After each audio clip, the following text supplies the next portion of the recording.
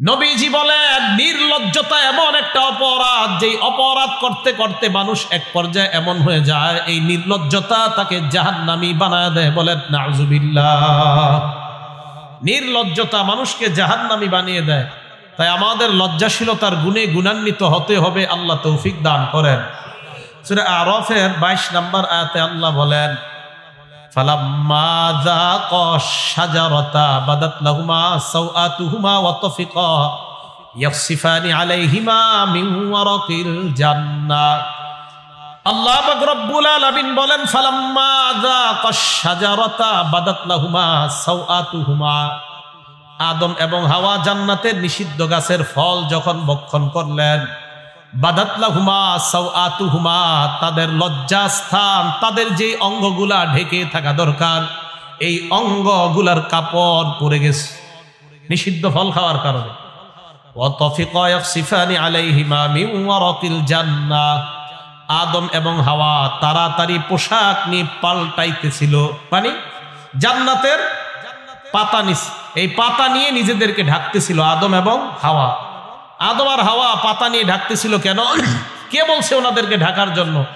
আদম এবং হাওয়া নিজেদেরকে পাতা দিয়ে ঢাকতেছিল। তার বোঝা যায় মানুষ জন্মগতভাবেই তার মধ্যে একটা লজ্জাশীলতা আল্লাহ দিয়ে দেয়। এই কারণে আদম এবং হাওয়া ওনারা দুইজন ওনাদের শরীরের কাপড় পরে যাওয়ার পর তাড়াতাড়ি জান্নাতের পাতা নিয়ে নিজেদেরকে ঢাকতে লাগলেন। এ থেকে বোঝা যায় আমরা জন্মগ্রহণ করার সময় আল্লাহ আমাদের স্বভাবটাই এমন বানিয়ে দিয়েছে যে আমাদের মাঝে একটা লজ্জাশীলতা আছে। বলেন আলহামদুলিল্লাহ। এই লজ্জাশীলতার গুণে গুণান্বিত যেন আমরা হতে পারি, আল্লাহ তৌফিক দান করেন। লজ্জার ব্যাপারে আমরা 10টা কথা মনে রাখবো। 1 নাম্বার, ওয়াহাব ইবনে মুনাব্বিহ রাহমাতুল্লাহি আলাইহি বলেন আল ঈমানু উরিয়ান, ঈমান হলো একটা খোলা জিনিসের নাম। লিবাসুহু আত-তাকওয়া, ঈমানের পোশাক হলো আল্লাহকে ভয় করা। ওয়া জিনাতুহু আল হায়া, ঈমানের সৌন্দর্য হলো লজ্জাশীলতা। বলেন সুবহানাল্লাহ। একটা মেয়েকে কেউ দেখতে আসছে, বিয়ে দিবেন, ওই মেয়েটাকে আপনি পোশাক পরান আর অলংকার পরান, পোশাক পরান, এটা হলো পোশাকের সৌন্দর্যতা। অলংকার পরাইলে ওই মেয়েটার সৌন্দর্যতা আরো বেড়ে যায়। এমনি ভাবে ঈমানের পোশাকের নাম হলো তাকওয়া। আল্লাহর যত ভয় হয় ঈমানের পোশাক তত সুন্দর হয়। আর যার যত বেশি লজ্জা ঈমান তার তত বেশি সুন্দর হয়ে যায়। বোঝা যায় ঈমান তত সুন্দর হবে যার যত বেশি লজ্জা। ঈমানের পোশাক তত সুন্দর হবে যার মধ্যে যত বেশি আল্লাহর ভয়। তাহলে আল্লাহর ভয় এটা হলো ঈমানের পোশাক, আর লজ্জাশীলতা এটা ঈমানের সৌন্দর্য। আল্লাহ আমাদের সকলের ঈমানগুলোকে সৌন্দর্য মণ্ডিত করার তৌফিক দান করেন। 2 নাম্বার কথা, মান কাসাহুল হায়া সাওবা লাম ইয়ারান নাস আইবা। কোন মানুষ যদি লজ্জার পোশাক পরে নেয় তার দোষ ত্রুটিগুলা বেশি ঢাকা থাকে। আমি আপনাদের সামনে পোশাক পরে বসলাম, আপনারা আমার সামনে পোশাক পরে বসলেন, আপনারা আমার দিকে তাকিয়ে আছেন, আমি আপনাদের দিকে তাকিয়ে রইলাম। পোশাক পরার কারণে আপনাদের চেহারা, হাত সর্বোচ্চ, আর কিছুই আমি দেখতে পাই না। আপনারাও আমার চেহারা, হাত আর অন্য কিছু দেখতে পান না।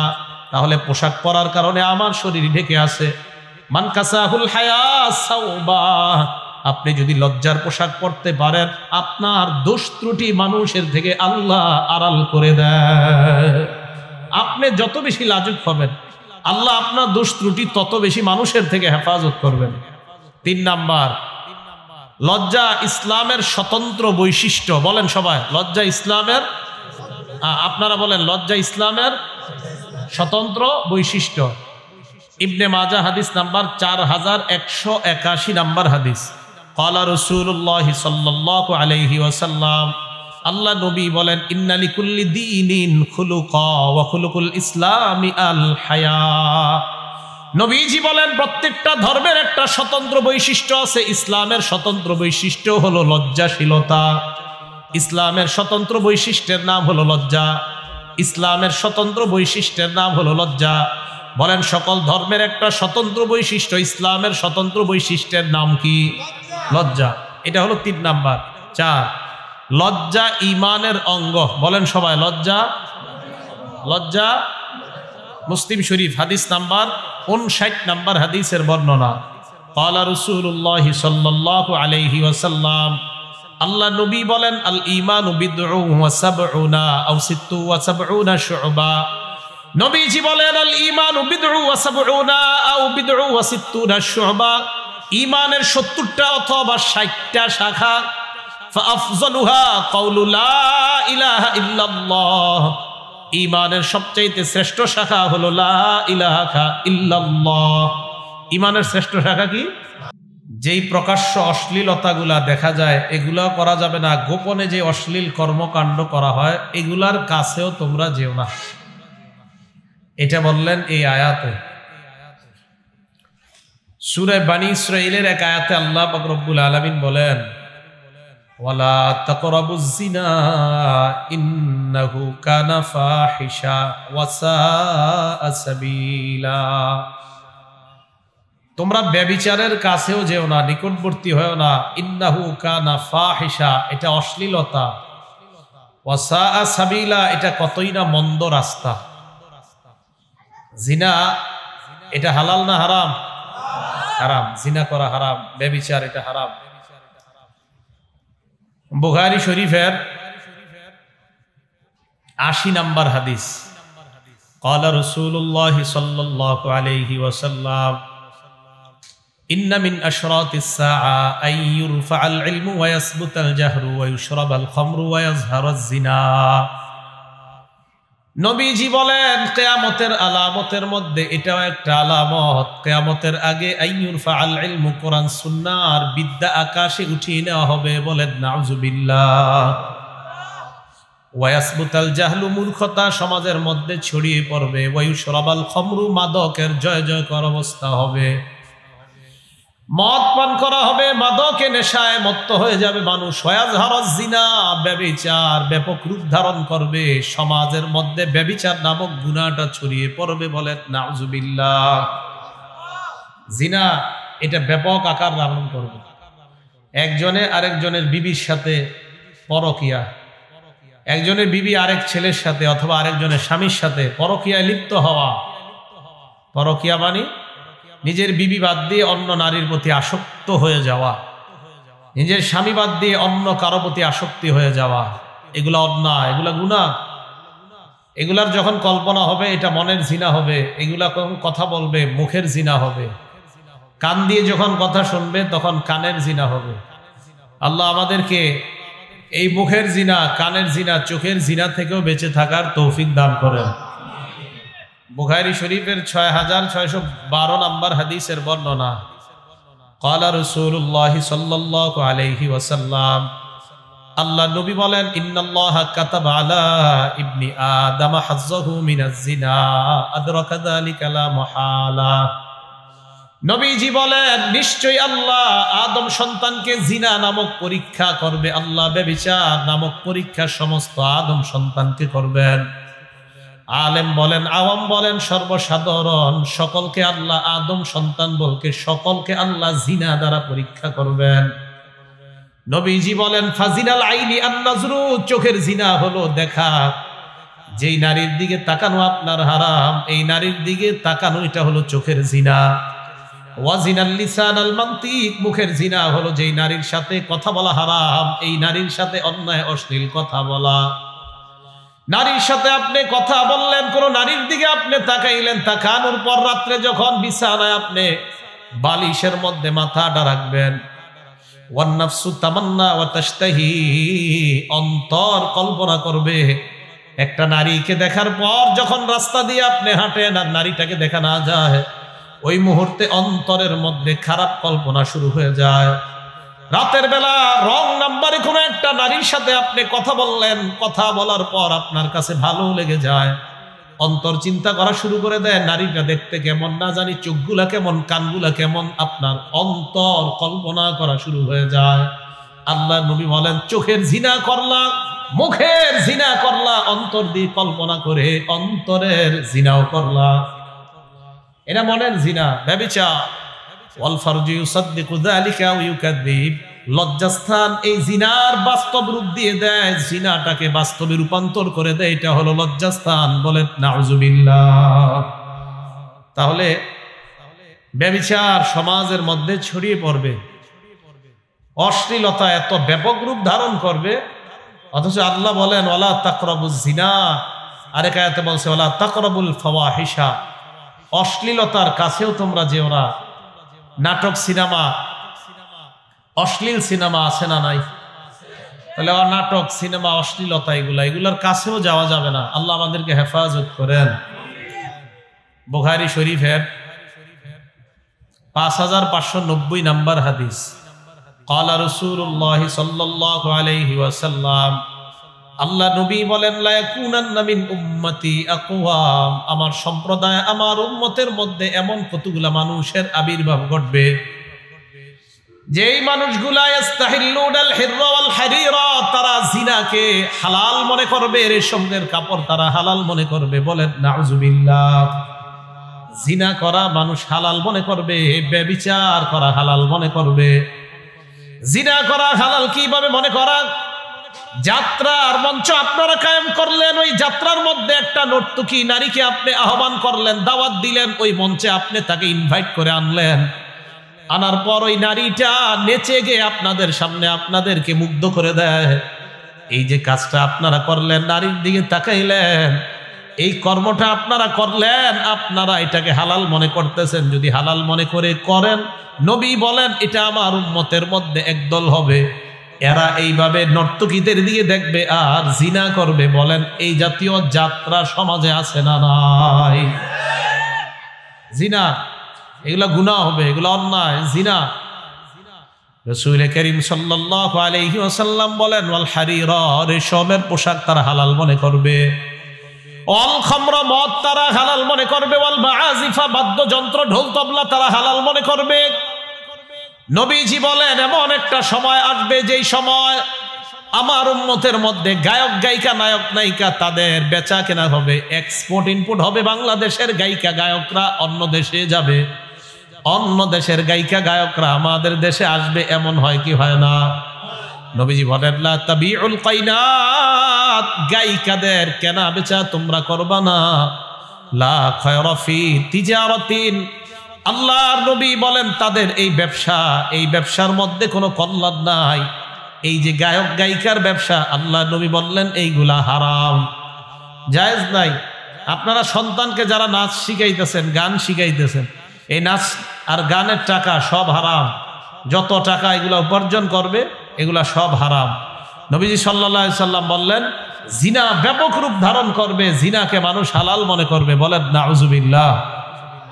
ওয়াল খামরা, মদ মানুষ হালাল মনে করবে। ওয়াল মাআজিফ, ঢোল তবলা হালাল মনে করবে। আল্লাহ আমাদের সকলকে জিনা সহ সমস্ত অশ্লীল কর্ম থেকে বেঁচে থাকার তৌফিক দান করেন। তো বলতেছিলাম যেই জিনাটা, চোখের জিনা, কানের জিনা, এটা প্রতিদিন ইলেকট্রনিক মিডিয়া দিয়ে আপনারা করেন, ফেসবুক, মোবাইলে, এই জিনাগুলা আপনাদের দ্বারা হয়ে যায়। ভাই এগুলা করবেন না, এগুলা জায়েজ নাই।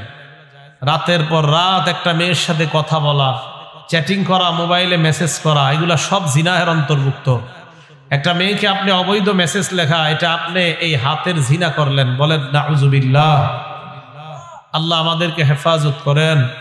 বুখারী শরীফের 7520 নম্বর হাদিস, ক্বালা রাসূলুল্লাহ সাল্লাল্লাহু আলাইহি ওয়াসাল্লাম, আব্দুল্লাহ ইবনে মাসউদ রাদিয়াল্লাহু তাআলা আনহুর বর্ণনা, তিনি বলেন আল্লাহর নবীকে আমি প্রশ্ন করলাম আইয়ু যামবি আযম ইনদাল্লাহি ইয়া রাসূলুল্লাহ, আমি নবীর কাছে জানতে চাইলাম আল্লাহর কাছে সবচেয়ে বড় অপরাধ কোনটা? নবীজি জবাব দিলেন সবচেয়ে বড় অপরাধ হলো আনতাজআলা লিল্লাহি নিদ্দান ওয়া হুয়া খালাকাক, আল্লাহর সাথে তুমি শিরিক করা, অথচ আল্লাহ তোমাকে বানাইলেন, আল্লাহর সাথে শিরিক করা।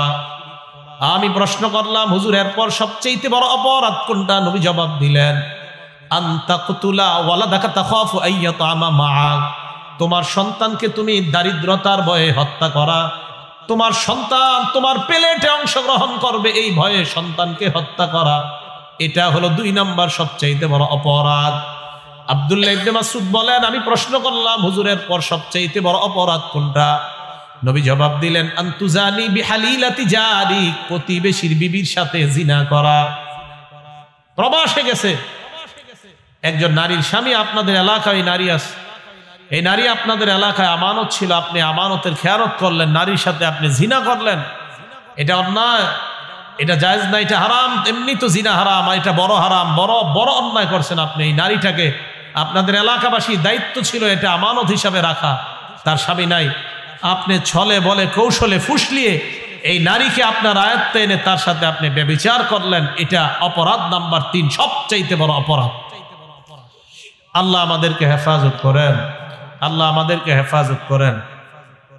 এইগুলা আমাদের দ্বারা সংগঠিত হয় কেন? নির্লজ্জতা, বেহায়াপনা আমাদের মাঝে বেড়ে গেছে এই জন্য। ক্বালা রাসূলুল্লাহ সাল্লাল্লাহু আলাইহি ওয়াসাল্লাম, আল্লাহ নবী বলেন, আল বাযাউ মিনাল জাফা ওয়াল জাফাউ ফিন্নার। নবীজি বলেন, নির্লজ্জতা এমন একটা অপরাধ, যেই অপরাধ করতে করতে মানুষ এক পর্যায়ে এমন হয়ে যায় এই নির্লজ্জতা তাকে জাহান্নামী বানায় দেয়। বলেন নাউযুবিল্লাহ। নির্লজ্জতা মানুষকে জাহান্নামী বানিয়ে দেয়। তাই আমাদের লজ্জাশীলতার গুণে গুণান্বিত হতে হবে। আল্লাহ তৌফিক দান করেন। সূরা আরাফের 22 নম্বর আয়াতে আল্লাহ বলেন, ফালাম্মা যাকা শাজারাতা বাদাত লাহুমা সাওআতুহুমা ওয়া তাফিকা ইয়াখসিফানি আলাইহিমা মিন ওয়ারাকিল জান্নাহ। আল্লাহ পাক রব্বুল আলামিন বলেন, ফালাম্মা যাকা শাজারাতা বাদাত লাহুমা সাওআতুহুমা। আদম এবং হাওয়া জান্নাতের নিষিদ্ধ গাছের ফল যখন ভক্ষণ করলেন, বাদাত লাহুমা সাওআতুহুমা, তাদের লজ্জাস্থান, তাদের যে অঙ্গগুলা ঢেকে থাকা দরকার এই অঙ্গগুলার কাপড় পরে গেছে নিষিদ্ধ ফল খাওয়ার কারণে। ওয়া তাফিকা ইয়াখসিফানি আলাইহিমা মিন ওয়ারাকিল জান্নাহ। আদম এবং হাওয়া তাড়াতাড়ি পোশাক নিয়ে পাল্টাইতেছিল, মানে জান্নাতের পাতা নিছে, এই পাতা নিয়ে নিজেদেরকে ঢাকতেছিল আদম এবং হাওয়া। আদম আর হাওয়া পাতা নিয়ে ঢাকতেছিল কেন? কে বলছে ওনাদেরকে ঢাকার জন্য? আদম এবং হাওয়া নিজেদেরকে পাতা দিয়ে ঢাকতেছিল। তার বোঝা যায় মানুষ জন্মগতভাবেই তার মধ্যে একটা লজ্জাশীলতা আল্লাহ দিয়ে দেয়। এই কারণে আদম এবং হাওয়া ওনারা দুইজন ওনাদের শরীরের কাপড় পরে যাওয়ার পর তাড়াতাড়ি জান্নাতের পাতা নিয়ে নিজেদেরকে ঢাকতে লাগলেন। এ থেকে বোঝা যায় আমরা জন্মগ্রহণ করার সময় আল্লাহ আমাদের স্বভাবটাই এমন বানিয়ে দিয়েছে যে আমাদের মাঝে একটা লজ্জাশীলতা আছে। বলেন আলহামদুলিল্লাহ। এই লজ্জাশীলতার গুণে গুণান্বিত যেন আমরা হতে পারি, আল্লাহ তৌফিক দান করেন। লজ্জার ব্যাপারে আমরা 10টা কথা মনে রাখবো। 1 নাম্বার, ওয়াহাব ইবনে মুনাব্বিহ রাহমাতুল্লাহি আলাইহি বলেন, আল ঈমানু উরিয়ান, ঈমান হলো একটা খোলা জিনিসের নাম। লিবাসুহু আত-তাকওয়া, ঈমানের পোশাক হলো আল্লাহকে ভয় করা। ওয়া জিনাতুহু আল হায়া, ঈমানের সৌন্দর্য হলো লজ্জাশীলতা। বলেন সুবহানাল্লাহ। একটা মেয়েকে কেউ দেখতে আসছে, বিয়ে দিবেন, ওই মেয়েটাকে আপনি পোশাক পরান আর অলংকার পরান, পোশাক পরান, এটা হলো পোশাকের সৌন্দর্যতা। অলংকার পরাইলে ওই মেয়েটার সৌন্দর্যতা আরো বেড়ে যায়। এমনি ভাবে ঈমানের পোশাকের নাম হলো তাকওয়া। আল্লাহর যত ভয় হয় ঈমানের পোশাক তত সুন্দর হয়। আর যার যত বেশি লজ্জা, ঈমান তার তত বেশি সুন্দর হয়ে যায়। বোঝা যায় ঈমান তত সুন্দর হবে যার যত বেশি লজ্জা। ঈমানের পোশাক তত সুন্দর হবে যার মধ্যে যত বেশি আল্লাহর ভয়। তাহলে আল্লাহর ভয় এটা হলো ঈমানের পোশাক, আর লজ্জাশীলতা এটা ঈমানের সৌন্দর্য। আল্লাহ আমাদের সকলের ঈমানগুলোকে সৌন্দর্য মণ্ডিত করার তৌফিক দান করেন। 2 নাম্বার কথা, মান কাসাহুল হায়া সাওবা লাম ইয়ারান নাস আইবা। কোন মানুষ যদি লজ্জার পোশাক পরে নেয় তার দোষ ত্রুটিগুলা বেশি ঢাকা থাকে। আমি আপনাদের সামনে পোশাক পরে বসলাম, আপনারা আমার সামনে পোশাক পরে বসলেন, আপনারা আমার দিকে তাকিয়ে আছেন, আমি আপনাদের দিকে তাকিয়ে রইলাম।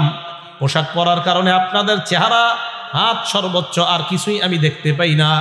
আপনারাও আমার চেহারা, হাত আর অন্য কিছু দেখতে পান না। তাহলে পোশাক পরার কারণে আমার শরীর ঢেকে আছে। মান কাসাহুল হায়া সাওবা, আপনি যদি লজ্জার পোশাক পরতে পারেন আপনার দোষ ত্রুটি মানুষের থেকে আল্লাহ আড়াল করে দেয়। আপনি যত বেশি লাজুক হবেন আল্লাহ আপনার দোষ ত্রুটি তত বেশি মানুষের থেকে হেফাজত করবেন। 3 নাম্বার, লজ্জা ইসলামের স্বতন্ত্র বৈশিষ্ট্য। বলেন সবাই, লজ্জা ইসলামের, আপনারা বলেন লজ্জা ইসলামের। স্বতন্ত্র বৈশিষ্ট্য। ইবনে মাজাহ হাদিস নাম্বার 4181 নাম্বার হাদিস।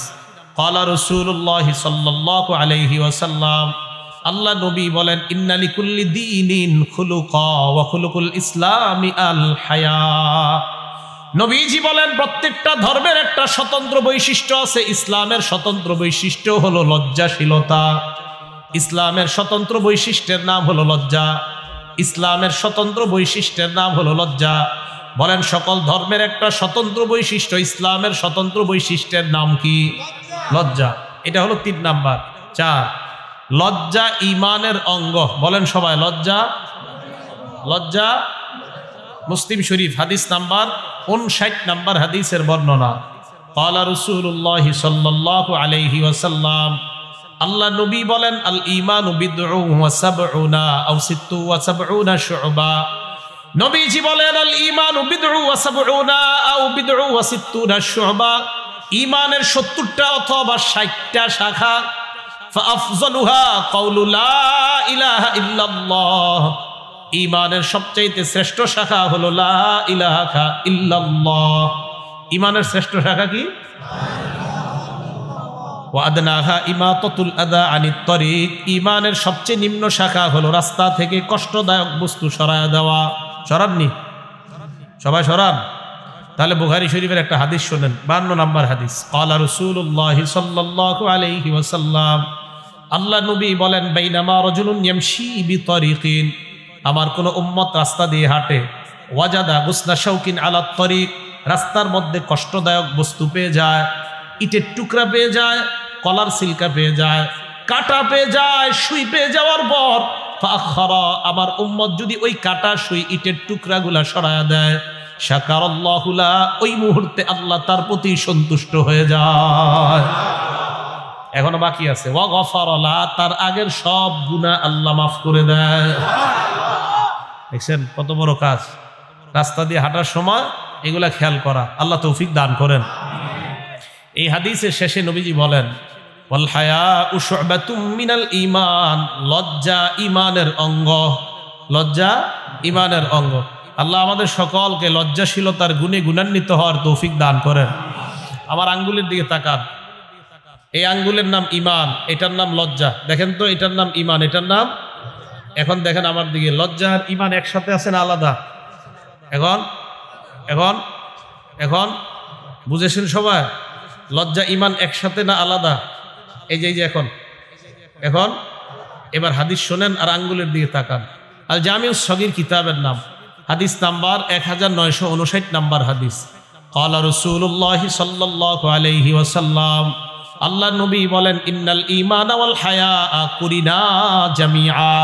নবীজি বলেন লজ্জা আর ঈমান দুইটা এইভাবে থাকতে হবে। সুবহানাল্লাহ। একটা আরেকটার সাথে মিশে থাকতে হবে। এবার দেখেন আমার দিকে, মিশে আছে না আলাদা? নবী বলেন, ফাইদা রুফিয়া আহাদুহুমা, লজ্জা আর ঈমানের মধ্যে একটা যদি সরে যায়, মনে করেন আপনার লজ্জা দিন দিন কমতেছে, নবী বলেন রুফিয়াল আখার, ঈমান আস্তে আস্তে কমতেছে।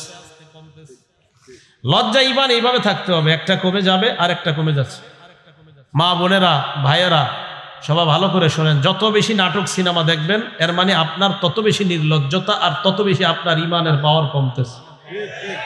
আল্লাহ আমাদেরকে হেফাজত করেন। আল্লাহ আমাদেরকে হেফাজত করেন। 6 নাম্বার, যে বেশি লজ্জাশীল সে তত তাড়াতাড়ি জান্নাতে যাবে। এবার আমার 3 আঙ্গুলের দিকে তাকান। এই প্রথম আঙ্গুলের নাম লজ্জা, দ্বিতীয় আঙ্গুলের নাম ঈমান, তৃতীয় আঙ্গুলের নাম জান্নাত। এবার তাকান, দেখেন নবীজি সাল্লাল্লাহু আলাইহি সাল্লাম বলেন, আল হায়াউ মিনাল ঈমান। লজ্জা ঈমানের অঙ্গ। নবী বলেন, যার যত বেশি লজ্জা বেড়ে যায় তার ঈমানের তত বেশি পাওয়ার হয়। আর ঈমান যার যত বেশি পাওয়ারফুল, আল ঈমানু ফিল জান্নাহ, ওই ঈমান তত তাড়াতাড়ি আল্লাহর জান্নাতের মেহমান। লজ্জা, ঈমান, জান্নাত। লজ্জা, ঈমান, জান্নাত। লজ্জা বেশি, ঈমানের পাওয়ার বেশি। ঈমানের পাওয়ার বেশি, দ্রুত জান্নাতে। মনে থাকবে সবার? আল্লাহ আমাদের সকলকে কবুল করেন। 7 নাম্বার, যে ব্যক্তি যত বেশি লজ্জাশীল আল্লাহ তত বেশি তাকে ভালোবাসে। কিতাবের নাম আল জামিউস সগীর, হাদিস নাম্বার 1662 নাম্বার হাদিস। আগের হাদিসটা গেল 2009 নাম্বার হাদিস। তিরমিজি শরীফের 2009 নাম্বার হাদিস আগের হাদিসটা, আর এই হাদিসটা 7 নাম্বার 1662 নাম্বার হাদিস আল জামিউস সগীর। ক্বালা রাসূলুল্লাহ সাল্লাল্লাহু আলাইহি ওয়াসাল্লাম, আল্লাহ নবী বলেন, ইন্নাল্লাহা ইযা আনআমা আলা আবদিন নি'মা ইউহিব্বু আইয়ারা আসারান নি'মাতি আলাইহি। নবীজি বলেন, আল্লাহ যখন কোনো বান্দাকে ভালোবাসে, কোনো বান্দাকে আল্লাহ যখন নিয়ামত দান করে, নিয়ামতের নিদর্শন আল্লাহ দেখতে চায়।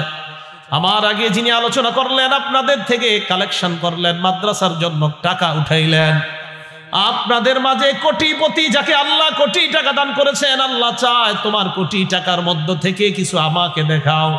আল্লাহ চায় আপনি যদি 1 লক্ষ 2 লক্ষ টাকা দিয়ে দেন, এটা আল্লাহকে দেখানোর জন্য যদি দেন, মানুষকে না। মাবুদ তুমি আমার নিয়ামত দিলা, এই নিয়ামতটা মাবুদ তোমারই দেখাইতিস, এটা আল্লাহ বড় ভালোবাসে। হ্যাঁ, নিয়ামত দিছে আপনাকে, আর আপনি নিয়ামত দেখাইলেন, এটা আল্লাহ ভালোবাসে। বাসে না কোনটা? ইউবগিজুসসা ইলাল মুলহিফা, নাছুর বান্দা হয়ে যারা ভিক্ষা করে, গাড়ির দরজায় গিয়া দেন দেন দেন দেন দেন দেন, না দিলে দরজা ঘুষি মারে, দিতেই হবে। ইউবগিজুসসা ইলাল মুলহিফা, যে ব্যক্তি নাছুর বান্দা হয়ে ভিক্ষা করে তাকে আল্লাহ অপছন্দ করে। ওয়াইহিব্বুল হাইয়াল আফিফাল মুতাআফফিফা, আপনাদের এলাকায় যেই মানুষটা লজ্জার কারণে কারো কাছে চাইতে পারে না, অভাবী, লজ্জার কারণে প্রকাশ করতে পারে না, এই বান্দাকে আল্লাহ সবচাইতে বেশি ভালোবাসেন। টাকা চাইতে পারে না, কাউরে বলতে পারে না অভাব, আমি অনেক অভাবী আছি, লজ্জায়, তাকে আল্লাহ ভালোবাসে। এ হলো 7 নাম্বার। 8 নাম্বার, আপনাদের এই এলাকার যাদের ঘরের নারী পুরুষ ছেলে মেয়ে, যাদের ঘরের সদস্যগুলার যত বেশি লজ্জা, ওই ঘরে আল্লাহর কসম তত বেশি রহমত বরকত আল্লাহ নাজিল করবেন। বুখারী শরীফের 6117 নাম্বার হাদিসের বর্ণনা। ক্বালা রাসূলুল্লাহ সাল্লাল্লাহু আলাইহি ওয়াসাল্লাম, আল্লাহ নবী বলেন, আল হায়া লা ইয়াতি ইল্লা বিখাইর। আমার সাথে বাংলাটা বলেন, বলেন লজ্জা কল্যাণ নিয়ে আসে। এবার বলেন লজ্জা শুধুমাত্র কল্যাণই নিয়ে আসে। এটা বুঝেছেন এতটুকু? এবার দেখেন আমি ব্যাখ্যা সাপেক্ষে কই, যেই ঘরের মানুষ যত বেশি লাজুক, ওই ঘরে ওই লজ্জাটা আল্লাহর পক্ষ থেকে তত বেশি কল্যাণ ওই ঘরে নিয়ে আসে। 9 নাম্বার, সমস্ত নবী, আমাদের নবী সহ সমস্ত নবীরা তার উম্মতকে একটা কথা বলছে। বুখারী শরীফ হাদিস নাম্বার 6120 নাম্বার হাদিস। ক্বালা রাসূলুল্লাহ সাল্লাল্লাহু আলাইহি ওয়াসাল্লাম, আল্লাহ নবী বলেন, ইন্না মিম্মা আদরাকান নাস মিন কালামিন নুবুওয়াতিল উলা। নবীজি বলেন, সমস্ত মানুষগুলা আগের নবীদের থেকে একটা সুন্নত পেয়েছে। সব নবীরা তার উম্মতকে বলছে, ইদা লাম তাস্তাহি ফাসনা মা শিতা, তোমার লজ্জা না থাকলে তোমার যা মন চায় তুমি তা করো। লজ্জা না থাকলে যা মন চায় তুমি তা করো। ফেসবুক চালায়, ইউটিউবে সিনেমা দেখ, আধা ঘন্টা দেখ, শয়তানকে আরো দেখ, আরো দেখে আরো দেখ। ভাইও আপনার লজ্জা কম, এই জন্য আপনি দেখতেছেন বারবার। মনে রাখবেন, লজ্জা না থাকলে মানুষ যা মন চায় তা করে। লজ্জা যেই সমস্ত নায়ক নায়িকাদের নাই, ওই নায়ক নায়িকারা হাঁটুর উপরে প্যান্ট পরে, যদিও এক একটার বয়স 30-32, বুঝতে হবে ওই নায়ক নায়িকা যারা হাঁটুর উপরে প্যান্ট পরে, এরা সারা পৃথিবীর বেহায়া নির্লজ্জা, কোনো সন্দেহ নাই। কিভাবে পরে? বালেগা হওয়ার পর, ঢাকা শহর কিছু ছেলেরা বালেগা হওয়ার পরে এতটুকু প্যান্ট পরে, এদিকে আসেনি, এই এতটুকু প্যান্ট পরে। কিভাবে পরে? লজ্জাশীলতার অভাব। 4টা কথা মনে রাখবেন। বলেন কয়টা? এটা আমি বলবো, বলার পরে জিজ্ঞাসা করবো, আপনারা বলতে হবে। তিরমিজি শরীফের 1080 নাম্বার হাদিস। ক্বালা রাসূলুল্লাহ সাল্লাল্লাহু আলাইহি ওয়াসাল্লাম, আল্লাহ নবী বলেন, আরবাউম মিন সুনানিল মুরসালিন, সমস্ত নবীদের সুন্নত 4টা। বলেন কয়টা? 1 নাম্বার আল হায়া, লজ্জা। 1 নাম্বার। 2 নাম্বার তাআত্তুর, সুগন্ধি ব্যবহার করা। 2 নাম্বার। 3 নাম্বার সিওয়াক, মেসওয়াক করা। কি করা? 4 নাম্বার নিকাহ, বিয়ে করা। এবার বলেন তো, সুগন্ধি সামনের এই বাস পর্যন্ত করেন না, পিছনের তো করেন।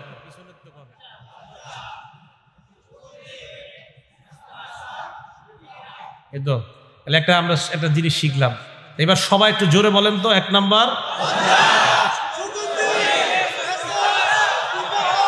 এতে কি লাভ হয় জানেন? এই যে আপনারা ছাত্র হয়ে গেলেন, আর আমি শিক্ষকের মতো পড়ায়া দিলাম। হাদিসের মধ্যে আসছে রাসূল করিম সাল্লাল্লাহু আলাইহি সাল্লাম আবু দাউদ শরীফের 3641 নাম্বার হাদিসের মধ্যে বলছেন যে যারা দ্বীনি শিক্ষা অর্জন করার জন্য কোথাও যায়, আপনারা এখন মাহফিলে দ্বীনি শিক্ষা অর্জনের জন্য যদি যান, যেই পরিমাণ রাস্তা হেঁটে হেঁটে যাবেন, সাখখারাল্লাহু লাহু বিহি তরিকা ইলাল জান্নাহ, আল্লাহ পাক রব্বুল আলামিন এই পরিমাণ রাস্তা দুনিয়াতে যেই পরিমাণ হাঁটলেন, এই পরিমাণ আল্লাহ জান্নাতে যাওয়ার জন্য অতটুকু রাস্তা কমায়া আপনাকে সহজ করে জান্নাতে পৌঁছায় দিবেন। এটা একটা অনুবাদ। আরেকটা অনুবাদ, সালাকাল্লাহু বিহি তরিকা, আপনি মাহফিলের রাস্তা ধরছেন এই নিয়তে যে আমি আজকে কোরআন হাদিসের কিছু শিখবো। আর আলহামদুলিল্লাহ এখন তো আমাদের বাংলাদেশে সমস্ত ওয়াজ মাহফিলের এইটাই নিয়ত হবে আমাদের, আমরা কোরআন হাদিস শিখতে যাব। কি শিখতে যাব? এই ধারা আমাদের বাদ দিতে হবে যে মাহফিলে যাবো, 2-3টা গল্প ঘটনা মিথ্যা হোক সত্য হোক শুনবো, আর কিছু চোখের পানি ফালামো, এই চিন্তা চেতনা আমাদের বাদ দিতে হবে। কোরআন সুন্নাহর বাংলাদেশ আমরা গর্বই ইনশাআল্লাহ। তো কোরআন সুন্নাহর এটা ব্যাপকভাবে ঘটাইতে হবে। তা আপনি নিয়ত করে আসছেন, নবীজি বলেন সালাকাল্লাহু বিহি তরিকান ইলাল জান্নাহ, আপনি মাহফিলে আসছেন যে আমি কোরআন হাদিস শিখবো, নবীজি বলেন আল্লাহ তোমার পাটা জান্নাতের দিকে হাঁটানো শুরু করাই দিস। দেখেন কি বলে, সালাকাল্লাহু বিহি তরিকাম মিন তুরুকিল জান্নাহ, আল্লাহ জান্নাতের যতগুলা পথ আছে এর মধ্যে একটা পথের দিকে তোমার পা আল্লাহ বাড়ায় দিছেন, যাও। কিন্তু সুন্দর কথা, ঠিক না? তাহলে 4টা জিনিস আমরা মনে রাখবো, নবীদের সমস্ত নবীদের সুন্নত 4টা। 1 নাম্বার লজ্জা, 2 নাম্বার সুগন্ধি ব্যবহার করা, 3 নাম্বার 4 নাম্বার বিবাহ করা। মাশাআল্লাহ, এই গেল 9 নাম্বার কথা। 10 নাম্বার, লজ্জা যেই জিনিসের মধ্যে থাকবে এই জিনিসের সৌন্দর্যতা আল্লাহ বাড়ায় দিবে। তিরমিজি শরীফ হাদিস নাম্বার 1974, বলেন কত নাম্বার? ওদের স্বাধীন হয়েছে কয় সালে? 71। তিরমিজি শরীফের হাদিস নাম্বারটা কত? 1900। তাহলে সহজ মনে রাখতে, বাংলাদেশ স্বাধীন 71-এ, তিরমিজি শরীফ হাদিসটা 74, খালি আগে 19 লাগাই দিবেন, সহজ না? ক্বালা রাসূলুল্লাহ সাল্লাল্লাহু আলাইহি ওয়াসাল্লাম, আল্লাহ নবী বলেন মা কানাল ফাহশু ফি শাইইন ইল্লা শানা ওয়া মা কানাল হায়াউ ফি শাইইন ইল্লা জানা। নবীজি বলেন যে জিনিসের মধ্যে নির্লজ্জতা বেশি ওই জিনিসের ময়লা বেশি। ওই জিনিসের কি বেশি? মনে করেন একজন পর্দানিশীন নারী মোটামুটি নিজের সুন্দরভাবে ঢেকে রাখে, আর একজন পর্দা একটু কম করে, নায়ক নায়িকারা এরা যত বেশি ছোট ছোট পোশাক পরে, নির্লজ্জতা কম না বেশি? যারা ছোট ছোট পোশাক পরে নির্লজ্জতা কম না বেশি? তাহলে ময়লা কমতেছে না বাড়তেছে? বাড়তেছে। আর যেই নারী যত বেশি নিজের ঢেকে রাখে, এটা কি নির্লজ্জতা না লজ্জা? তাহলে তার সৌন্দর্যতা আল্লাহ বাড়ায় দেয়। এই জন্য দেখবেন যে মেয়েরা একটু কালো হয়, তারা যদি শরীয়ী পর্দা করে, এরা পর্দার মধ্যে থাকলে আল্লাহ তাদেরকে আলাদা একটা নূর দান করে দেয় তাদেরকে। এটা একদম পরীক্ষিত কথা। আল্লাহ আমাদের সকলকে লজ্জাশীলতার গুণে গুণান্বিত হওয়ার তৌফিক দান করেন। লজ্জা 4 প্রকার, বলেন লজ্জা কয় প্রকার? 1, আল হায়াউ মিনাল্লাহ, আল্লাহকে লজ্জা পাওয়া। 2 নাম্বার আল হায়াউ মিনাল মালাইকা, ফেরেশতাদেরকে লজ্জা পাওয়া। 3 নাম্বার আল হায়াউ মিনান নাস, মানুষকে লজ্জা পাওয়া। 4 নাম্বার আল হায়াউ মিনান নাফস, নিজেকে লজ্জা পাওয়া। 1 নাম্বার আল্লাহকে লজ্জা পাওয়ার অর্থ হলো রাস্তা দিয়ে যখন আপনি হাঁটেন, গুনাহের কথা যখন আপনার মনে হয়, ওই মুহূর্তে চিন্তা করা আল্লাহ আমাকে দেখে। কে আমাকে দেখে? এখন থেকে আপনারা যখনই গুনাহ করতে মন চাবে, সূরা আলাকের 14 নাম্বার আয়াত মনে করবেন। সূরা আলাকের 14 নাম্বার আয়াতে আল্লাহ বলেন আলাম ইয়ালাম বিআন্নাল্লাহা ইয়ারা। যখনই গুনাহ করবেন আল্লাহ বলেন এই সে কি জানে না যে আল্লাহ তাকে দেখে? আরে সে কি জানে না আল্লাহ তাকে দেখে? আপনি অশ্লীল কোনো কিছু দেখতেছেন রাতে একা একা মোবাইলে, আল্লাহ বলছেন এই বান্দা তুমি কি জানো না আমি যে তোমাকে দেখতেছি? এই যে আমি কথা বলতেছি, আল্লাহ বলেন আমি শুনি। আমি মুখ বন্ধ রাখলাম, শুধু জিহ্বায় বলতেছি, আল্লাহ বলেন এটাও শুনি, জানি। আমি জিহ্বা বন্ধ রাখলাম, আমি ঠোঁট বন্ধ রাখলাম, শুধু অন্তরে কল্পনা করলাম, আল্লাহ বলেন এটাও আমি জানি, শুনি। তো আল্লাহ পাক রব্বুল আলামিন আপনাকে বলছেন আলাম ইয়ালাম বিআন্নাল্লাহা ইয়ারা, এই তুমি গুনাহ কিভাবে করো আর তুমি কি জানো না আমি তোমাকে দেখছি? এখন থেকে যখনই গুনাহ করবেন এটা মনে করবেন যে আল্লাহ আমাকে দেখতেছে। আল্লাহ বলে তুমি কি জানো না আমি তোমাকে দেখি? আল্লাহ আমাদেরকে বেঁচে থাকার তৌফিক দান করেন। সূরা কফ আয়াত নাম্বার 16 আল্লাহ বলেন ওয়ালাকাদ খালাকনাল ইনসান ওয়া না'লামু মা তুওয়াসওয়িসু বিহি নাফসু। আমি মানুষ বানাইলাম, মানুষের অন্তর যা কুমন্ত্রণা দেয় এটা আমি আল্লাহ জানি। ওয়া নাহনু আকরাবু ইলাইহি মিন হাবলিল ওয়ারিদ, মানুষের গলার শাহরগের আরো নিকটে আমি আল্লাহ। ভাই আমি আপনি যখন গুনাহ করি এটা চিন্তা করা আল্লাহ আমাকে দেখছে, আল্লাহ আমাকে দেখতেছে, আমার অনেক কাছে, এই রগেরও আরো কাছে আল্লাহ আমাকে দেখতেছে। এই ব্যাপারে একটা উদাহরণ নিয়ে আমরা সূরা ইউসুফের 23 নম্বর আয়াত আল্লাহ পাক রব্বুল আলামিন বলেন ওয়ারাওয়াদাতহু আল্লাতী হুয়া ফি বাইতিহা আন নাফসি। ইউসুফ এবং জুলাইখা যেই ঘরের মধ্যে আছে ওই ঘরের মধ্যে ইউসুফ নবীকে জুলাইখা কুমন্ত্রণা জানায়। ওয়া গাল্লাকাতিল আবওয়াব, সবগুলা দরজা বন্ধ করে দেয়। ওয়া ক্বালাত হাইতালাক, আর বলে আমার দিকে আসো। ইউসুফ নবী চিন্তা করলেন আমাকে একটা নারী কুমন্ত্রণা জানায়। ইউসুফ নবী সাথে সাথে তখন বললেন মাআযাল্লাহ, আমি আল্লাহর কাছে পানাহ চাই। কার পানাহ চাই? আরো জোরে বলেন কার পানাহ চাই? তাহলে গুনাহ যখন হবে তখন অন্তরে এই কল্পনা করা যে আমি আল্লাহর কাছে পানাহ চাই। আমি গুনাহ করতেছি, ঘরের মধ্যে আমি একা আছি, আমি এটা চিন্তা করা আমার আল্লাহ আমাকে দেখতেছে। আল্লাহ আমাদের সকলকে গুনাহমুক্ত জীবন যাপন করার তৌফিক দান করেন। আল্লাহকে লজ্জা পাওয়ার আরেকটা দৃষ্টান্ত আবু দাউদ শরীফ হাদিস নাম্বার 4017 নম্বর হাদিস, বাহজ ইবনে হাকিম আন আবিহি আন জাদ্দিহি। রাসূল করিম সাল্লাল্লাহু আলাইহি সাল্লামের কাছে প্রশ্ন করলেন আওরাতুনা মা নাতি মিনহা ওয়া মা নাজার। আল্লাহ নবীকে প্রশ্ন করলেন ইয়া রাসূলুল্লাহ, আমরা যারা লজ্জাস্থান ঢেকে রাখবো আমরা কতটুকু ঢেকে রাখবো, আর কার সামনে ঢেকে রাখবো, কার সামনে ঢেকে রাখতে হবে না? আল্লাহ নবী জবাব দিলেন ইহফাজ আওরাতাক ইল্লা মিন যাওজাতিক, তুমি তোমার বিবি ছাড়া অন্যদের সামনে যা ঢেকে রাখার এই অঙ্গগুলা তুমি ঢেকে রাখবা। এই কথা বলার পর সাহাবা প্রশ্ন করলেন ইয়া রাসূলুল্লাহ ইযা কানা আহাদুনা খালিয়া, আমাদের কেউ যখন ঘরের মধ্যে একা থাকবে তখন কি করব? ঘরে একা আছেন, দরজা বন্ধ, কেউ আপনাকে দেখতেছে না, ঘরে একা। আপনাদের যে ছেলে মেয়েগুলা ইন্টারমিডিয়েট পড়ে, যারা ইন্টারের উপরে পড়াশোনা করে, এরা তো ভাবসাব বেড়ে যায়, তখন আর মা বাবা অতটা নজরদারি করলে কয় হ্যাঁ আমার একটা স্বাধীন জীবন আছে না, কি আছে একটা স্বাধীন জীবন। তখন ঘরের মধ্যে একা থাকে। তো ঘরে যখন একা থাকে তখন ঘরের মধ্যে দরজাটা লাগিয়ে মনে করেন আপনার ছেলে আপনার মেয়ে ঘরে একা, ছেলেটা ঘরে একা, মেয়েটা ঘরে একা।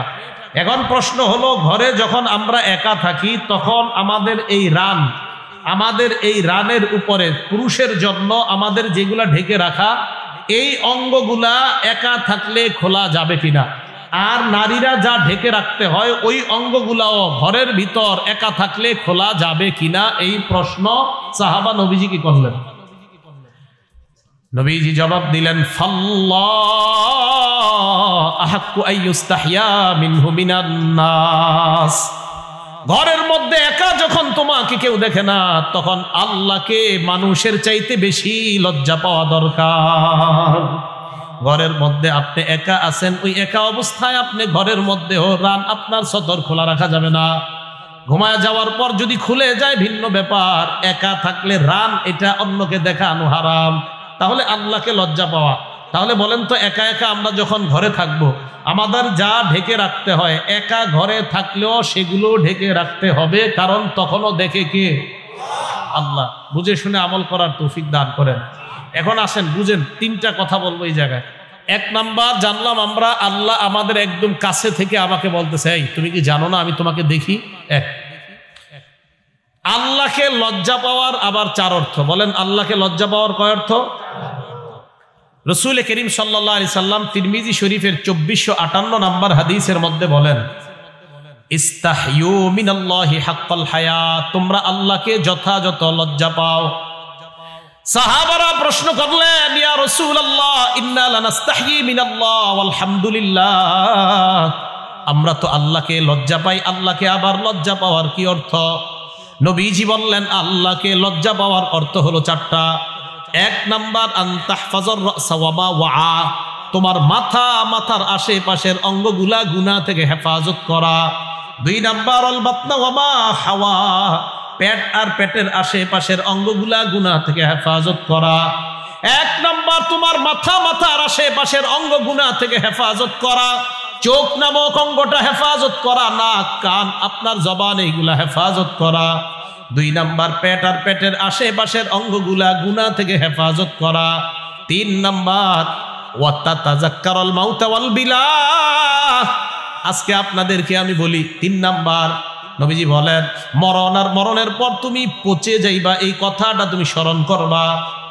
এখন আপনারা বাসায় যাবেন, যাওয়ার পর ল্যাপ কম্বল, অথবা যদি ল্যাপ কম্বল এখন না ব্যবহার করেন কাঁথা তো অন্তত গায়ে দেন।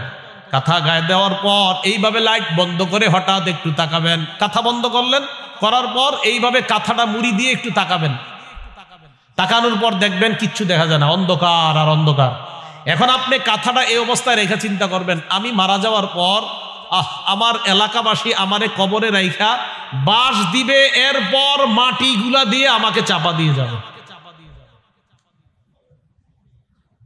আমি মারা যাওয়ার পর কাঁথাটা এইভাবে রেখে চিন্তা করবেন আমি কিচ্ছু দেখি না, আচ্ছা আমার উপরে বাঁশ দিল, এর উপরে মাটি আর মাটি, মাটি আর মারবি, ইন্না লিল্লাহ, আমার কি অবস্থা হবে। ওয়াতাতাযাক্কারুল মাউতা ওয়াল বিলা, আপনি মরে যাবেন, মরে যাওয়ার পর আপনি পচে যাবেন, এটা নিয়ে চিন্তা করা। বিশ্বাস করেন এই যে আজকে আমার নাম কত প্রচার হয়েছে, এখন আজকে যদি আমি মারা যাই আগামীকাল প্রচার হবে মারা গেছে। আমরা যারা মারা যাব 2 দিন 3 দিন মানুষ বলবে আহারে ছেলে ভালো ছিল খারাপ ছিল। 7 দিনের মাথায় আপনার পরিবারের সবাই স্বাভাবিক হয়ে যাবে।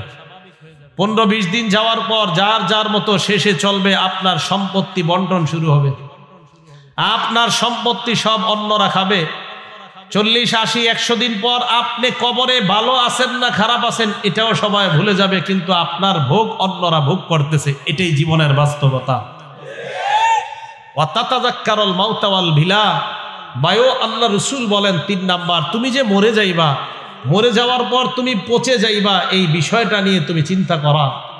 এই হলো 3 নাম্বার। 1 নাম্বার তোমার মাথার আশেপাশের অঙ্গগুলা গুনাহ থেকে হেফাজত করা। 2 নাম্বার তোমার পেট আর পেটের আশেপাশের অঙ্গগুলা গুনাহ থেকে হেফাজত করা। 3 নাম্বার তুমি মারা যাইবা, মারা যাওয়ার পর তুমি যে পচে যাইবা এই বিষয়গুলা তুমি স্মরণ করা। 4 নাম্বার ওয়ামান আরাদাল আখিরাতা তারাকা জিনাতাদ দুনিয়া, আখিরাতের চিন্তায় দুনিয়ার চাকচিক্য বিসর্জন দেওয়া। রাস্তা দিয়ে আপনি হেঁটে যান, বিশাল একটা বাড়ি দেখলেন, মন চায় আমার যেন বাড়িটা হয়, ওই মুহূর্তে চিন্তা করবেন জান্নাতে গেলে এর চাইতে বেশি আল্লাহ দিবেন। জান্নাতের চিন্তায়, আখিরাতের চিন্তায় দুনিয়ার চাকচিক্য বিসর্জন দেওয়া। নবীজি বলেন এই 4 গুণ যাদের হয়ে যাবে ফাকাদ ইস্তাহইয়া মিনাল্লাহি হাক্কাল হায়া, এই ব্যক্তি আল্লাহকে যথাযথভাবেই লজ্জা পায়। তাহলে কয়টা বিষয়? 4টা। এজন্য আমি বলি ভাই এখন থেকে আখেরাত স্মরণ করেন বেশি, আখেরাতের স্মরণ আপনাকে গুনাহ থেকে হেফাজত করবে ইনশাআল্লাহ। 1 নাম্বার আল্লাহকে লজ্জা পাওয়া। আল্লাহকে লজ্জা পাওয়ার 4 অর্থ জানলাম। 2 ফেরেশতাদেরকে লজ্জা পাওয়া। মন দিয়ে শুনেন, বলেন তো আল্লাহ কোথায় আছে? আমাদের এইখানে, আমাদের সব দেখতেছে, এখানেরও আরো কাছ থেকে সব পর্যবেক্ষণ আমি দেখি তোমার। ফেরেশতাদেরকে লজ্জা পাওয়া। সূরা ইনফিতর আয়াত নাম্বার 10, 11, 12 আল্লাহ বলেন ওয়া ইন্না আলাইকুম লাহাফিজিন কিরামান কাতিবিনা ইয়ালামুনা মা তাফআলুন, তোমাদের সাথে সংরক্ষণকারী ফেরেশতারা আছে, সম্মানিত লেখকগণ। ইয়ালামুনা মা তাফআলুন, যা করো সব দেখে, সব জানে তারা। এবার আসেন, আল্লাহ আমাকে দেখে, আল্লাহ দেখার পর চিন্তা করলাম আমি গুনাহ করি, এই গুনাহ লেখার কেউ আছে কিনা? আল্লাহ কয় হ্যাঁ, সম্মানিত ফেরেশতা আছে যারা তোমার গুনাহ লেখে, নেকিও লেখে। আল্লাহ দেখে। প্রশ্ন আল্লাহ কেউ লেখে কিনা? আল্লাহ কয় হ্যাঁ, লেখার মতো কিন্তু আছে। এবার আপনি চিন্তা করলেন আল্লাহ তুমি দেখো আমার লেখার মতো রাইখা দিলা, লেখে কোন জায়গায়, এরকম কিছু আছে কিনা? আল্লাহ বলেন ওয়া কুল্লা ইনসানিন আলজামনাহু তাইরাহু ফি উনুকি, আল্লাহ বলেন আমি গলার মধ্যে ছোট্ট একটা খাতা লটকায়া দিছি।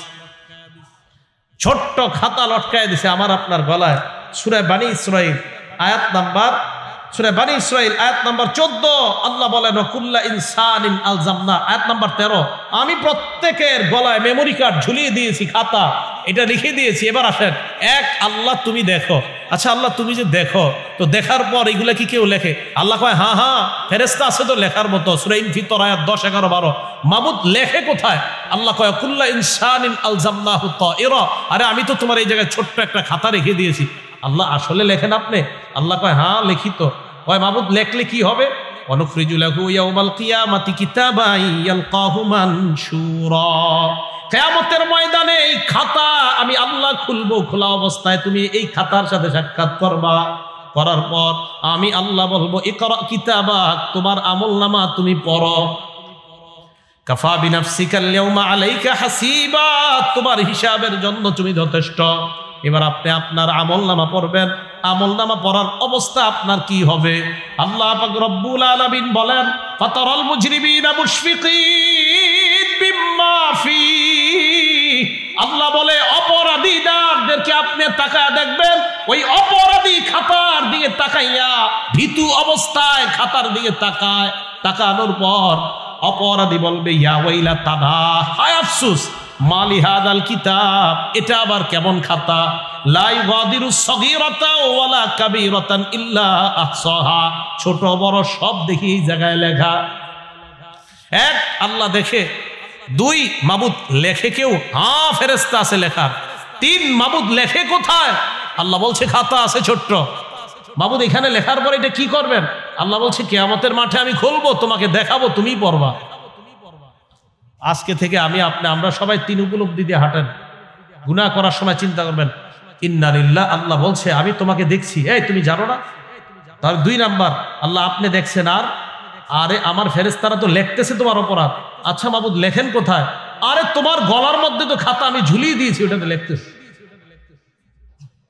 এই 3 উপলব্ধি নিয়ে হাঁটেন, গুনাহ দেখবেন ইনশাআল্লাহ কমে যাবে। আল্লাহ আমাদের সকলকে গুনাহমুক্ত জীবন যাপন করার তৌফিক দান করেন। ভাই গুনাহ ছেড়ে দেওয়া খুব জরুরি বিষয়। গুনাহ ছেড়ে দেন, গুনাহ ছেড়ে দেন, আল্লাহর রাস্তায় গুনাহ ছেড়ে দেন। কত গুনাহ করবেন বলেন? মোবাইল থেকে গানগুলা, সিনেমাগুলা ডিলিট করে দেন, আল্লাহর রাস্তায় এগুলা ডিলিট করে দেন, মেহেরবানি করে এগুলা ডিলিট করে দেন। মোবাইলে কত গুনাহ যে আপনার সাক্ষী আছে, এগুলা ডিলিট করে দেন। আপনি আজকে মারা গেলে কালকে আপনার ভাই, আপনার বোন, আপনার আব্বা আম্মা দেখবে আপনার মোবাইলে খারাপ কত কিছু, ছি ছি এই ছেলেটাকে কত ভালো মনে করতাম, আর সে এগুলো করে বেড়ায়। আল্লাহ আমাদেরকে হেফাজত করেন। এই গেল 2 নাম্বার, ফেরেশতাদেরকে লজ্জা পাওয়া। 3 নাম্বার আল হায়া মিনান নাস, মানুষকে লজ্জা পাওয়া। মানুষকে লজ্জা পাওয়ার কয়েকটা উদাহরণ দিব, দেওয়ার পর আপনারা প্রথমে বলেন আমরা এইখানে যারা আছি আমরা কি মুসলমান না অমুসলমান? বলেন আলহামদুলিল্লাহ। আমরা কি? একটু আওয়াজ দিয়ে মোহাব্বতের সাথে বলেন আমরা কি? ঠিক তো? তাহলে বুখারীর একটা হাদিস শোনানোর পর দেখি এই আওয়াজটা থাকে কিনা। বুখারী শরীফের 7 নাম্বার হাদিস। আবু সুফিয়ান রাদিয়াল্লাহু তাআলা তখনও মুসলমান হয় নাই। আমাদের নবী একটা চিঠি লিখলেন বাদশাহ হিরাক্লিয়াসের কাছে। বাদশাহ হিরাক্লিয়াসকে আল্লাহর নবী দাওয়াত দিলেন, আদউকা বিদিআয়াতিল ইসলাম, এ বাদশাহ মিন মুহাম্মাদির রাসূলিল্লাহ সাল্লাল্লাহু আলাইহি ওয়াসাল্লাম, আমি মুহাম্মদের পক্ষ থেকে তোমার কাছে একটা চিঠি পাঠাইলাম, হেদায়েতের বার্তা পাঠাইলাম, আমি তোমাকে ইসলামের দিকে দাওয়াত দিচ্ছি। আসলিম তাসলাম, তুমি যদি ইসলাম গ্রহণ করে নাও তাসলাম, তুমি নিরাপত্তা লাভ করবা। নবীজি চিঠিতে লিখলেন। এরপর নবী লিখলেন তুমি যদি ইসলাম গ্রহণ না করো ফাইন্না আলাইকা ইসমাল আরিসিয়িন, তোমার প্রজা যারা তাদের গুনাহগুলা তোমার উপর বর্তাবে। কারণ তুমি ইসলাম গ্রহণ না করলে তারাও মুসলমান হবে না, তুমি মুসলমান হলে তারা হয়ে যাবে, তুমি না হলে তারা হবে না, তাদের গুনাহ তোমার উপর যাবে। এবার দেখেন কি কয়। তো বাদশার এই চিঠি লেখার পর বাদশা চিন্তা করলো সর্বনাশ, এটা আবার কে, এমন চিঠি আমারে কে লেখছে। বাদশা তখন চিন্তা করলো এই এলাকায় মক্কার নবী মুহাম্মদ তাকে চিনে এমন কেউ আছে কিনা। তখন সামনে যারা আছে তারা বলল হ্যাঁ নবী মুহাম্মদকে চিনে এরকম একদল ব্যবসায়ী আমাদের এলাকায় আসছে। বাদশা কয় তাদেরকে ডাকো। ডাকছে, ডাকার পর আবু সুফিয়ান রাদিয়াল্লাহু তাআলা আন তখনও মুসলমান হয় নাই, উনি কাফের। ওনার সাথে অনুসারী যারা সবাই কাফের, যাদের সামনে আসছে তারাও কাফের। কথাটা বুঝবেন। যিনি চিঠি লিখলেন আমাদের নবী মুহাম্মদ সাল্লাল্লাহু আলাইহি সাল্লাম, যার কাছে লিখলেন তিনি কাফের। এই কাফের আমার নবীর ব্যাপারে তথ্য যাচাই করার জন্য যাদেরকে ডাকলেন তারাও তখন কাফের। এতটুকু বুঝে আসছে আপনাদের? আচ্ছা, আবু সুফিয়ান রাদিয়াল্লাহু তাআলা আনহুকে সবার সামনে বসাইলেন, ওনার পিছনে ওনার ব্যবসায়ী কাফেলায় যারা আছে সবাই বসছে, সবাই কিন্তু কাফের। তখন যিনি প্রশ্ন করবে তিনিও কাফের, আর যার সম্পর্কে প্রশ্ন করবে তিনি দুই জগতের মহামানব। সুবহানাল্লাহ। আপনারা কথাটা একটু গুরুত্ব সহকারে নেবেন। প্রশ্ন উত্তর, প্রশ্নকর্তা উত্তরদাতা উভয় অমুসলিম, আর যার ব্যাপারে প্রশ্ন করা হবে তিনি তো আল্লাহর পরে শ্রেষ্ঠ। এখন আবু সুফিয়ান সবার সামনে, বাদশাহ হিরাক্লিয়াস যে আরবি ভাষা বুঝে তাকে বলল, আবু সুফিয়ানকে আমি যতগুলা প্রশ্ন করব মুহাম্মদের ব্যাপারে, আবু সুফিয়ানের পিছনে যারা বসা তাদেরকে বলে দাও, আমি আবু সুফিয়ানকে প্রশ্ন করার পর মুহাম্মদের ব্যাপারে যদি একটা মিথ্যা কথা আমাকে বলে, ফাইন কাযাবানি ফাকাযযিবুহু, একটা মিথ্যা বললে পিছনের মানুষগুলা যেন সাথে সাথে বলে এটা মিথ্যা কথা, সাথে সাথে যেন বলে মিথ্যা কথা। কারণ আবু সুফিয়ান সহ সবাই তো মুহাম্মদকে চিনে। বুখারী শরীফের 7 নম্বর হাদিস। এই কথা বলার পর সবাই রেডি, চুপচাপ পিছনে বসা, আবু সুফিয়ান সামনে বসা। আমাদের নবীজির ব্যাপারে অনেকগুলা প্রশ্ন করলো। আবু সুফিয়ান রাদিয়াল্লাহু তাআলা আনহু মুসলমান হওয়ার পরে তিনি বলেন যে ওই দিন নবীর ব্যাপারে আমাকে যা যা প্রশ্ন করছে, দেখেন, লাউলাল হায়া মিন আইয়াসিরু আলাইয়া কাযিবান লাকাযাবতু আনহু।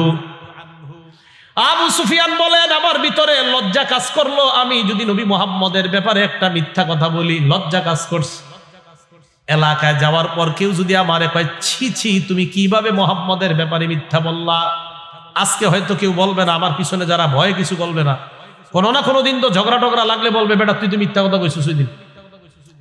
আবু সুফিয়ান কয় আমি শুধুমাত্র লজ্জার কারণে মুহাম্মদ ওই মুহূর্তে আমার শত্রু হওয়া সত্ত্বেও মুহাম্মদের ব্যাপারে একটা মিথ্যা কথাও বলি নাই। একজন কাফের কি বলে নাই? কি বলে নাই? কি কারণে? লজ্জা। কি বলে নাই? কি কারণে? আমরা কি জানি? আমরা কি জানি? আওয়াজ দি কমে গেল। আমরা কি মিথ্যা বলিনি? কি আজীব বিষয় না? আপনারা এখানে ব্যবসায়ী আছেন, কত কর্মজীবী আছেন, আপনারা যারা কাজে যান, বস ফোন দেয় কই আসো, আপনি আছেন এখনো 20 মাইল দূরে, আপনি বলেন কি বস এই তো ঢুকতেছি, এই তো মানে 20 মাইল। আপনারা আমারে বলতে পারেন হুজুর আপনি বয়ানের সময় কি করেন? আমি বয়ানের সময় জেনে থাকি আমার সফর সঙ্গী কোন এই জায়গায় কোন, আপনি যেই জায়গায় করবেন আগে তো যাইতে পারবেন না, বাকি এনে বলেন, বাকি ফোন কম দিতে বলেন, তাহলে মেজাজ খারাপ হয়ে যায়। বলেন যে টঙ্গী আছি, আর বলেন ফোন দিবেন না আগামী 2 ঘন্টা, দিলে খবর আছে। বলেন টঙ্গী আছে, বলেন উত্তর আছে, বলেন মিরপুর আছে, হুজুর টেনশনে আছি, এত মেজাজ খারাপ হয় যখন বার বলতেছি উত্তরা, তো আপনার আকল নাই উত্তরা থেকে কতক্ষণ লাগবে আসতে? এই রাস্তা সম্পর্কে অভিজ্ঞতা নাই আপনার। কিন্তু যদি বলতাম আমি মাওনা আছি, দা ঠিক আছে হুজুর আইসা পড়ছে, মিথ্যা কথা হয়তো উনিও খুশি আমিও খুশি। মিয়া বক্তাদেরকে আপনারা মিথ্যাবাদী বানান। তো আবু সুফিয়ান রাদিয়াল্লাহু তাআলা আনহু বলেন যে শুধুমাত্র লজ্জায় আমি মিথ্যা কথা বলি নাই, লজ্জার কারণে মিথ্যা কথা বলিনি। এখন ভাই আমরা মুসলমান, তাহলে একটু চিন্তা করেন, আজকে হাদিসটা চিন্তা করবেন, একটা অমুসলমান লজ্জায় মিথ্যা বলে নাই, আর আমরা মুসলমান ডেলি প্রতিদিন এত মিথ্যা কথা বলি। রাত্রে শোয়ার সময় যদি ক্যালকুলেটর নিয়ে হিসাবে বসি, কম্পিউটারে মনে হয় ধরবে না, এত পরিমাণ আমাদের মিথ্যা, উঠতে বসতে মিথ্যা। আল্লাহ আমাদের সকলকে লজ্জাশীলতার গুণে গুণান্বিত হওয়ার তৌফিক দান করেন। এই গেল মানুষকে লজ্জা পাওয়ার একটা দৃষ্টান্ত। আর একটা দৃষ্টান্ত নেন, নাসাই শরীফের 406 নম্বর হাদিস। নবীজি সাল্লাল্লাহু আলাইহি সাল্লাম এক মাঠের সামনে দিয়ে যাইতেছে। আন্না রাসূলুল্লাহ সাল্লাল্লাহু আলাইহি ওয়াসাল্লাম রাআ রাজুলান ইয়াগতাসিলু বিল বারাজ। আল্লাহ নবী দেখলেন এক ব্যক্তি সবার সামনে গোসল করে। সবার সামনে একটা পুরুষ গোসল করা এটা তো কোনো ব্যাপার না, কিন্তু নবী দেখার পর মিম্বরে গিয়ে দাঁড়াইলেন। দাঁড়ানোর পর বললেন, হে মিয়া তোমগো কি লজ্জা শরম কিছু নাই? সাহাবারা কয় হুজুর কি হয়েছে? কয় ইন্নাল্লাহা হাইয়ুন, আল্লাহ বড় লাজুক। সুবহানাল্লাহ। হালিমুন, আল্লাহ বড় সহনশীল। সিত্তিরুন, আল্লাহ মানুষের দোষ ত্রুটি ঢাইকা রাখ। ইউহিব্বুল হায়া, আল্লাহ লজ্জাশীলতাকে পছন্দ করেন। ওয়াসিত্র, ঢেকে ঢুকে থাকা আল্লাহ পছন্দ করেন। ফাইদা তাসাল আহাদুকুম, তোমাদের কেউ যখন গোসল করবা, ফাল্যাস্তাতির, একটু আড়াল পর্দা টর্দা দিয়ে গোসল করবা। আপনারা পুরুষরা সবার সামনে শুরু করে দেন, ঠিক না? এটাও নির্লজ্জতা। আর এমনি আপনারা তো আমার টাকা টুকা দিয়েও আপনার সামনে গোসল করাতে পারবেন না। কি বলেন আপনি? 16 বছর আপনজন ছাড়া কেউ আমার শরীর দেখছে এরকম প্রমাণ দিতে পারবে না। সবার সামনে গোসল করা এটা কিভাবে সম্ভব? আপনি পুরুষ তো কি হয়েছে আপনার? এটা ঠিক না, এটা অন্যায়। নবীজি সাল্লাল্লাহু আলাইহি সাল্লাম বললেন আল্লাহ লাজুক, তোমরা কি করো এগুলা? সবার সামনে গোসল করো। আল্লাহ আমাদেরকে হেফাজত করেন। এই কাজ করেন না, এটা মানুষকে লজ্জা পেতে হবে। মানুষের সামনে আপনি গোসল একটু আড়াল, আর সামনে যদি একান্ত এমন হয় তো গামছা টামছা রাখেন শরীরের মধ্যে, পুরা শরীর উন্মুক্ত গোসল করা। আপনার শরীরের উপর যদি কারো নজর পড়ে যায়, বদ নজর হতে পারে, আপনার মেধা কমবে, বদ নজরে আপনার শরীরে রোগ বাড়বে। বাচ্চাদের শরীর যদি অন্যরা না দেখে, বাচ্চারে গোসল করানোর পর বারান্দায় দাঁড় করায় রাখবেন না। বারান্দায় দাঁড় করিয়ে রাখলে অন্য কারো নজর পড়তে পারে বাচ্চার উপর, আর বাচ্চার উপর বদ নজর পড়লে এই বাচ্চার কি জানি হয় আল্লাহ জানে। হাদিসে আসছে নজর সত্য, নজর লেগে যায়, এটা হাদিসে আসছে। তা আপনি বাচ্চার শরীর সবাইকে দেখাবেন না, এগুলো খুব সতর্কতা ভাই। আপনার বাচ্চা স্কুলে পড়ুক, মাদ্রাসায় পড়ুক, যেই লাইনে পড়ুক, এই বাচ্চাদেরকে খুব হেফাজত করা, তাদের শরীর যেন অন্যরা না দেখে। কি কথাগুলো মনে থাকবে তো সবার? আল্লাহ আমাদেরকে আমল করার তৌফিক দান করেন। মানুষকে লজ্জা পাবেন কেন? আরো একটা হাদিস বলি। আপনাদের এলাকায় কি ধান ক্ষেত হয়? আশেপাশে ধান লাগানোর শুরুতে এটার কি কয়? হালি না রোয়া? রোয়া যখন এইভাবে রোয়, কয়জনে সিরিয়ালে রোয়? হ্যাঁ, 10-12 জন বা আরো বেশি। তখন তারা কি করে? কাঁচা দেয়। কি করে? কাঁচা দেয়। কাঁচা দিলে হাঁটু দেখা যায় কিনা? রান। আর রান দেখা যায় কিনা? এবার শোনেন, আবু দাউদ শরীফের হাদিস, হাদিস নাম্বার 4014 নম্বর হাদিস। ক্বালা রাসূলুল্লাহ সাল্লাল্লাহু আলাইহি ওয়াসাল্লাম, নবীর সাহাবা জারহাদ রাদিয়াল্লাহু তাআলা আনহুর বর্ণনা। জারহাদ রাদিয়াল্লাহু তাআলা আন বলেন, জারহাদ রাদিয়াল্লাহু তাআলা আনহু বলেন, জালাসা রাসূলুল্লাহ সাল্লাল্লাহু আলাইহি ওয়াসাল্লাম ইনদানা, আমাদের সামনে নবী বসা। ওয়া ফাখিজি মুনকাশিফা, আমার রান খোলা। আমাদের সামনে নবী বসা, আমার রান খোলা। নবী আমার দিকে তাকায়া বললেন, আমা আলিমতা আন্নাল ফাখিজা আওরা, এই মিয়া তোমার শরম নাই? তুমি জানো না রান ঢাকা রাখতে হয়? তাড়াতাড়ি ঢাকো। সুবহানাল্লাহ। বলেন রান কি খোলা রাখা যাবে না ঢেকে রাখতে হবে? ঢেকে রাখতে হবে। আবু দাউদ শরীফের 4015 নম্বর হাদিস। এই হাদিসের 3 অংশ। 3 নম্বর অংশটা ঘরে লিখে রাখবেন। আগে প্রথম 2টা শোনেন। নবীজি সাল্লাল্লাহু আলাইহি সাল্লাম আলী রাদিয়াল্লাহু তাআলা আনহুকে বলেন, আলী লা তাকশিফ ফাখিজাকা, তুমি তোমার রান কারো সামনে খুলবা না। রান কারো সামনে খুলবা না।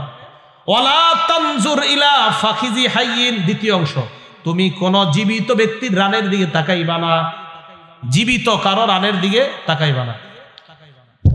এখন দেখেন, আপনারা যাদেরকে আইডল মনে করেন, সাবানের বিজ্ঞাপন অথবা যে কোনো বিজ্ঞাপন, এইগুলোর মধ্যে অশ্লীল কোন ফটো হয় কি হয় না? হয় না? ফটো অশ্লীল, সাথে সাথে সাবানের বক্স ফালায় দেন। সাবানের প্যাকেটটা ফালায় দেন। সাবানটা রেখে প্যাকেটটা তাড়াতাড়ি ফালায় দেন। নবীজি বলছেন, লা তানজুর ইলা ফাখিজি হাইয়িন, জীবিত ব্যক্তির রানের দিকে তাকাও না। এটা দ্বিতীয় অংশ। 3 নম্বর অংশ এটাই লিখে রাখবেন বলছি করে, ওয়ালা তানজুর ইলা ফাখিজি মাইয়িতিন, মরা ব্যক্তির রানের দিকেও তাকাও না। কি ব্যক্তি? মরা ব্যক্তি। তাহলে মরা ব্যক্তির রান যদি দেখা হারাম হয়, জীবিত ব্যক্তির রান দেখা হারাম না হালাল? আরো জোরে হারাম। তাহলে বলেন তো, এই অপরাধগুলা, এই যে অঙ্গ প্রত্যঙ্গ আমাদের উল্টাপাল্টা হয়ে যাওয়ার অপরাধগুলা আমাদের কারা হয় কি হয় না? এক রুমে বন্ধুরা আপনারা থাকেন, সাবধানতা অবলম্বন করবেন। কেউ কারো রান যেন ইচ্ছাকৃতভাবে রানের উপর নজর না পড়ে। আল্লাহ হেফাজত করেন। আবু দাউদ শরীফের 4018 নম্বর হাদিস। এই হাদিসের মধ্যে রাসূল করিম সাল্লাল্লাহু আলাইহি সাল্লাম বলেন, লা ইয়ানজুরুর রাজুলু ইলা উরিয়াতির রাজুল বা ইলা আওরাতির রাজুল, এক পুরুষ অপর পুরুষের গোপন অঙ্গের দিকে দেখবে না, লজ্জাস্থানের দিকে তাকাবে না।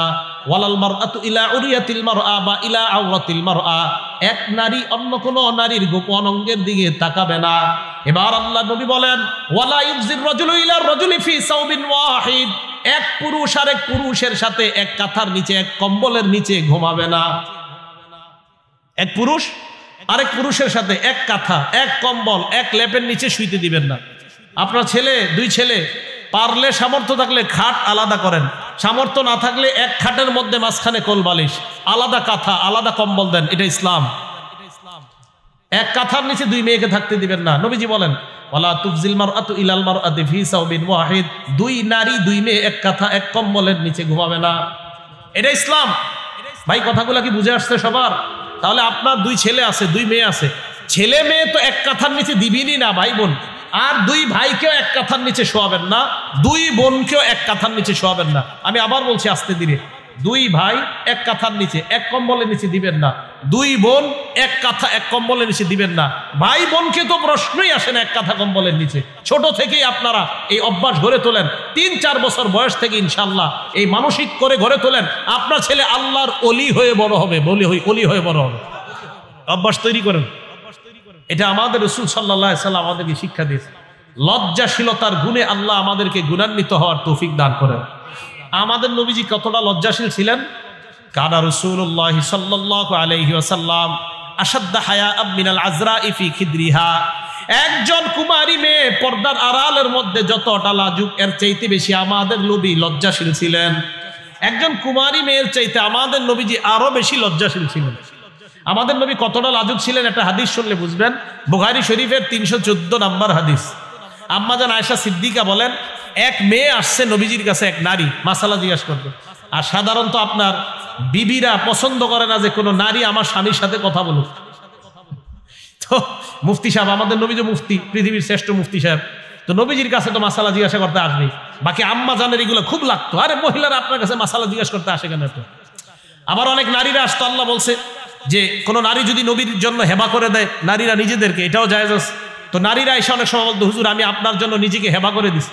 আম্মা জান বলতে, এগুলা লজ্জা নাই? নবীরা এসে কয় নিজের হেবা করে দিছে, এই তোমার শরম নাই? নবীর কও আইসা যে আমরা আপনার জন্য দান করে দিস, এটা কিন্তু আল্লাহ জায়েজ করছে।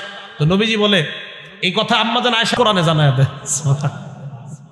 তো যাই হোক, এক নারী আসছে রাসূল করিম সাল্লাল্লাহু আলাইহি সাল্লামের কাছে মাসালা জিজ্ঞাসা করার জন্য। তো নবীজি তো মুফতি সাহেব, দুনিয়ার সবচেয়ে বড় মুফতি, দুনিয়ার সবচেয়ে বড় মুহাদ্দিস, দুনিয়ার সবচেয়ে বড় আলেম আমাদের নবীজি সাল্লাল্লাহু আলাইহি সাল্লাম। আয়েশা মাসালা জিজ্ঞাসা করছে। কি মাসালা? আন গুসলিহা মিনাল হায়জ। একটা নারী, এই জায়গাটা শ্রদ্ধার সাথে শুনবো, আমরা কেউ হাসবো না। মা বোনরা আল্লাহর পক্ষ থেকে অসুস্থ হয়, তো এই অসুস্থতার মাসালা জিজ্ঞাসা করার জন্য আসছে নবীজির কাছে।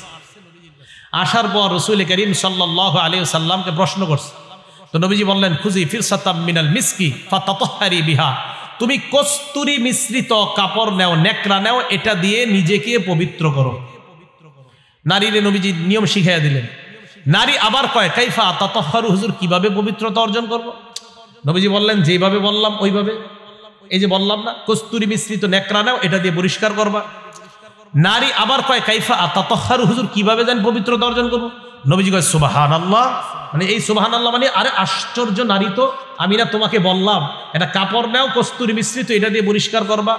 নারী আবার কয়, কাইফা তাতাহহারু, হুজুর কিভাবে জান পবিত্র হতে পারবো? আম্মা জান আয়েশা কয়, ফাজতাবাসতুহা ইলাই, এটার টাইট আমার কাছে নিয়ে আসে, এই দিয়ে আসো। এক প্রশ্ন বারবার করো, আসো এইদিকে। আম্মা জান কয়, আমি আইনা তারে বুঝাইয়া দিছি, এই তুমি এত প্রশ্ন, এক প্রশ্ন বারবার এটা করো। জানো না নবীজি সবচেয়ে লাজুক, সবচেয়ে লজ্জাশীল? নবীর এই কথা বারবার বলাতে নবী লজ্জা পাইতেছিলেন। সুবহানাল্লাহ। নবীজি সাল্লাল্লাহু আলাইহি সাল্লাম খুব বড় লাজুক ছিলেন। বুখারী শরীফের 349 নম্বর হাদিস। আল্লাহর কাছ থেকে আসতেছে মুসা আলাইহিস সালাতু ওয়াস সালাম। কয়, কি ব্যাপার, ঘটনা কি? কি নিয়ে আসছেন? কয় 50 ওয়াক্ত নামাজ। কয় ফাইন্না উম্মাতাক লা তুতিক, আপনার উম্মত পারবে না, যান যান তাড়াতাড়ি যান, আরো কমায় আনেন। তো কি আছে, কমায় দিস। কমায় আনতে আনতে আনতে আনতে 45 ওয়াক্ত কমাইস। আছে কয় ওয়াক্ত? মুসা আলাইহিস সালাতু ওয়াস সালাম ভাই কি নিয়ে যান? কয় 5 ওয়াক্ত। আপনি যান, আপনার উম্মত 5 ওয়াক্ত পড়বে না, আরো কমায় আনেন। আমাদের নবী কয়, ইস্তাহিয়াই তুমি রব্বি, আমার শরম করতেছে, আর যাইতে, আর যাবো না আমি, বারবার যাইতেছি আনতেছি, যাইতেছি আনতেছি, আমার লজ্জা করে। ইস্তাহিয়াই তুমি রব্বি। আমাদের নবীজি বলেন, আমি লজ্জায় আর যাই নাই, 5 ওয়াক্ত নিয়ে রওনা করলাম। আল্লাহ বললেন, লা ইবাদদালুল কাউলু লাদাইয়া, আমার কথার কোনো পরিবর্তন হবে না হাবিব, আপনার উম্মত 5 ওয়াক্ত পড়বে। আমার ফয়সালা আগেরটাই রয়ে গেল। 50 ওয়াক্ত পড়লে সওয়াব দিতাম 50 ওয়াক্তের, এখন 5 ওয়াক্ত পড়বে, সওয়াব 50 ওয়াক্তের পাবে, আগেরটাই রয়ে গেছে। নবীজি বলেন, ইস্তাহিয়াই তুমি রব্বি, আমার লজ্জা লাগলো আল্লাহর কাছে আবার যাইতে। আরেকটা হাদিস শোনেন, আমাদের নবী কতটা লজ্জা পাইতেন। আমরা মেহমান হই না মাঝে মাঝে মানুষের বাসায়? এখন অনেক মেহমানরা কি মনে করে জানেন, কারো বাসায় মেহমান হইলে যে উনি মনে হয় চিরতরে ওই বাসায় চলে গেছে, বাস আমি আর আসবো না এই বাসা থেকে, আমি মেহমান হইলাম মানে আমি এখানে থাকবো আর কখনো যাব না, এরকম একটা ভাবসাব চিন্তা ভাবনা। নবীজি হযরত জয়নব রাদিয়াল্লাহু তাআলা আনহাকে বিয়ে করলেন। বুখারী শরীফের হাদিস নাম্বার 4793 নাম্বার হাদিস। চা দিও না, চা খাই না। তো রাসূল করিম সাল্লাল্লাহু আলাইহি সাল্লাম হযরত জয়নব রাদিয়াল্লাহু তাআলা আনহাকে বিয়ে করার পর নবীজি সাল্লাল্লাহু আলাইহি সাল্লাম রুটি দিয়া আর গোশত দিয়া অলিমার আয়োজন করছে। অলিমার আয়োজন করার পর হযরতে আনাস বলেন, উরসিলতু আলান নাসি দাইয়া, মানুষকে দাওয়াত দেওয়ার জন্য আমাকে নির্বাচন করা হলো, আমাকে পাঠানো হলো। সাহাবাদেরকে আমি দাওয়াত দিতে থাকলাম। সাহাবারা নবীর বাসায় আসে, গোশত রুটি খায়, আবার চলে যায়, আবার আসে, আবার গোশত রুটি খায়, আবার চলে যায়। দাওয়াত দিতে দিতে এক পর্যায়ে হাত্তা মা আজিদু আহাদান আদউ, আমি দাওয়াত দেওয়ার মতো আর কাউকে পাই না। নবীজিকে বললাম, হুজুর আর কেউ বাকি নাই, সবাইকে দাওয়াত দেওয়া শেষ, সবাই খাইছে। নবীজি বলেন, ইরফাউ তাআমাকুম, খাবার উঠায় নাও। তাকায় দেখে তিনজন বৈশা বৈশা গল্প করে বাসায়। নবীর বাসায় কয়জন? এখন ওনাদেরকে নবী শর্মে বলতে পারতেছে না, আপনারা উঠেন যান। নতুন বিবি ঘরে বসা, পাশের রুমে মেহমানদারি চলতেছে, পাশেই বাসার সামনেই। তো নবীজি বলতে পারতেছে না যান। নবীজির ঘর তো ছিল একদম ছোট। আম্মাজান আয়েশা তো বলেন, যেই ঘরে নবীজি নামাজ পড়তেন এত ছোট ছিল যে আম্মাজান আয়েশা সিদ্দিকার সামনে শুয়ে থাকতেন, নবী নামাজ পড়তেন। তো নবীজি যখন রুকু সেজদা দিতে হতো, আম্মাজান পা দুইটারে এইভাবে রেখে দিতে হতো, তখন নবীজি সেজদা দিতে হইতো। ছোট ঘর ছিল। এখন নবীজি সাল্লাল্লাহু আলাইহি সাল্লাম মেহমানদারি করছে, ঘরের আঙ্গিনাই মনে করেন বা ঘরেই, তিনজন বৈশা গল্প করতেছে। নবীজি লজ্জায় বলতে পারতেছে না যে আপনারা যান, বা কি বলবে। তো নবীজির নিয়ম ছিল, কোনো নারী কোনো বিবির সাথে বাসর রাত করার পরের দিন নবী সব বিবিদের সাথে দেখা করতেন, এটা নবীজির নিয়ম ছিল। ওই রাত্রে নবীজি কি করলেন, চিন্তা করলেন কি করা যায়, দেখি আয়েশার ঘরে যাই, সবগুলোর সাথে একটু দেখা করে আসি। নবীজি ওই যে এরা তিনজন বসা, তো কি করবে, ফানতালাকা ইলা হুজরাতি আয়েশা, আয়েশা সিদ্দিকার ঘরের সামনে যায়, গিয়ে বলে, আসসালামু আলাইকি ইয়া আহলাল বাইত, কেমন আছো তোমরা? আয়েশা সিদ্দিকা কয়, ওয়ালাইকুমুস সালাম, ভালো আছি হুজুর। কাইফা ওয়াজাদতা আহলাক, নতুন বিবি কেমন পাইলেন? সুবহানাল্লাহ, নতুন বিবি কেমন? নবী সাল্লাল্লাহু আলাইহি সাল্লাম বাস কথাবার্তা বইলা এরপরের বিবির কাছে যায়। সব বিবির ঘরের সামনে গিয়ে সালাম দেয়, বিবিরা সালামের জবাব দেয়, আর সব বিবি একই প্রশ্ন, হুজুর নতুন বিবি কেমন পেয়েছে? নবী সাল্লাল্লাহু আলাইহি সাল্লাম সব বিবিদের ঘরে যাওয়ার পর আবার বাসায় আসছে। বাসায় আসার পর আয়েশা দেখে, ফাইদা সালাসাতু রাহতিন ইয়াতাহাদ্দাসুনা, ওই তিনজন হযরত এখনো বসা, ওনারা বসে বসে গল্প করতেছে। হযরত আনাস বলেন, নবীজি এত লজ্জাশীল ছিলেন, মানে একটু অভিনয় তো করতে পারতো যে নবীজি চাইতেছে উঠা যাও, এটাও বলতে পারতেছে না। মানে নবীর লজ্জা আছে যে আমি কিভাবে একটা মানুষকে বলি আমার বাসা থেকে যান। এই জন্য আমরা যারা মেহমান হব, মেজবানের মাথা বুঝার একটু চেষ্টা করা দরকার আমাদের। একটা মেজবান আপনারা আমাদের তার বাসায় দাওয়াত দিচ্ছে, বেচারা তার পরিবার নিয়ে দুইটা ঘরে থাকে, দুইটা রুমে, আপনার এক রুমে খাবার খাওয়াইছে। আপনি তো জানেন তার একটা বড় পরিবার, মোটামুটি 2-3 জন সন্তান আছে। আপনি মাশাআল্লাহ গিয়ে যে বসছেন, নিয়ত করছেন আর তো যাবই না বাসা থেকে। ভাই এটা তো ঠিক না, এটা তো আপনি বোঝা উচিত যে একটা পরিবার দুইটা রুম নিয়ে থাকে। আপনি বারবার বলা উচিত, ভাইও আলহামদুলিল্লাহ যথেষ্ট ভালো হয়েছে মেহমানদারি, আমি এখন যাই। এটা ইসলাম আমাদেরকে শিক্ষা দেয়। নবীজি সাল্লাল্লাহু আলাইহি সাল্লাম যখন দেখলেন তারা যায় না, আবার নবীজি আম্মাজান আয়েশার ঘর থেকে আবার শুরু করবে যে দেখি আরেকটা চক্কর দিই। আম্মাজান আয়েশার ঘরের সামনে গেলেন, হযরতে আনাস দৌড়ে গিয়ে বললেন, ইয়া রাসূলুল্লাহ, তিনজন চলে গেছে। সুবহানাল্লাহ, আল্লাহ বাঁচাইছে। নবীজি সাল্লাল্লাহু আলাইহি সাল্লাম আসলেন। বুঝাইতে চাইলাম আমাদের নবীজি এতটা লজ্জাশীল ছিলেন, লজ্জার কারণে কাউরে কিছু বলতেও পারতেন না। আবু দাউদ শরীফের একটা হাদিস আছে, 4788 নাম্বার হাদিস। এই হাদিসে আসছে, নবীজির কাছে যখন কারো ব্যাপারে নালিশ আসতো, মনে করেন আপনাদের কারো ব্যাপারে আমার কাছে নালিশ আসছে, নবীজির কাছে নালিশ আসার পর নবীজি এইভাবে বলতেন না, এই মেয়ে তুমি এটা করলা কেন, এরকম বলতেন না। নালিশ আসার পর আল্লাহ নবী বলতেন, মা বালু আকওয়াম, মানুষের কি হইল যে মানুষ ইদানিং এই অপরাধ করে। বলতেন না তার কি হইল যে সে এই অপরাধ করে। বলতেন, আরে মানুষের হইল কি, মানুষ ইদানিং এই অপরাধ করে। সাহাবা আম্মাজান আয়েশা বলেন যে লজ্জায় নবী ওই অপরাধীরও নাম বলতে পারতেন না, যে একটা মানুষ সে কিভাবে আমি মুখের উপর বলি তুমি এটা করছো। রাসূল করিম সাল্লাল্লাহু আলাইহি সাল্লাম বলতেন, মানুষের কি হলো যে মানুষ আজকাল এই অপরাধগুলা করে।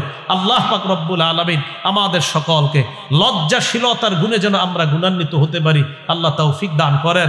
আমিন। ওয়া আখিরু দাওয়ানা আনিল হামদুলিল্লাহি রাব্বিল আলামিন। আল্লাহুম্মা সাল্লি আলা মুহাম্মাদ ওয়া আলা আলি মুহাম্মাদ কামা সাল্লাইতা আলা ইব্রাহিম ওয়া আলা আলি ইব্রাহিম ইন্নাকা হামিদুম মাজিদ। আল্লাহুম্মা বারিক আলা মুহাম্মাদ ওয়া আলা আলি মুহাম্মাদ কামা বারাকতা আলা ইব্রাহিম ওয়া আলা আলি ইব্রাহিম ইন্নাকা হামিদুম মাজিদ। সমস্ত নবীদের সুন্নাত জানেন কয়টা? ওলামারা ছাড়া অন্যরা বলেন তো।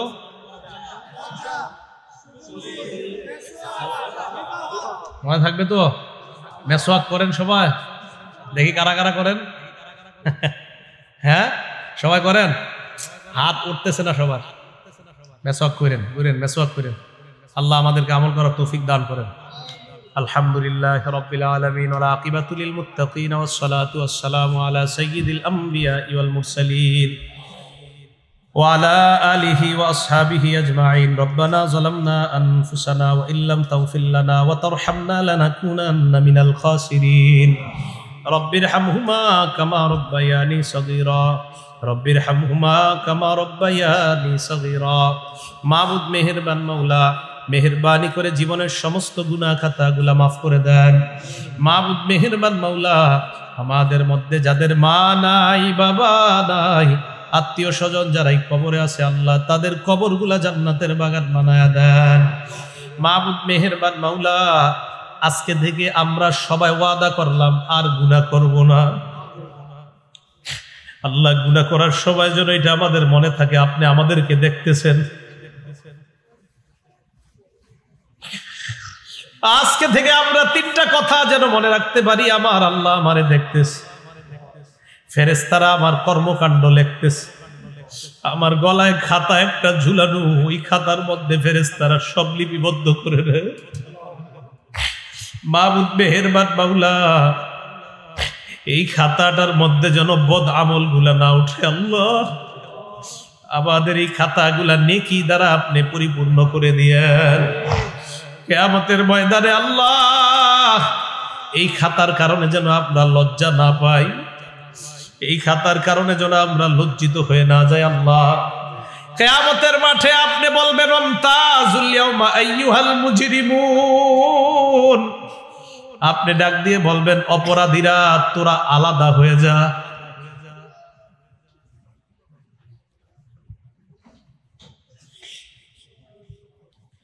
মেহেরবানি করে আমাদেরকে নেক আমল অর্জন করে আমরা যেন পরিপূর্ণ মুসলমান হয়ে কবরে যাইতে পারি, তৌফিক দান করে দেন।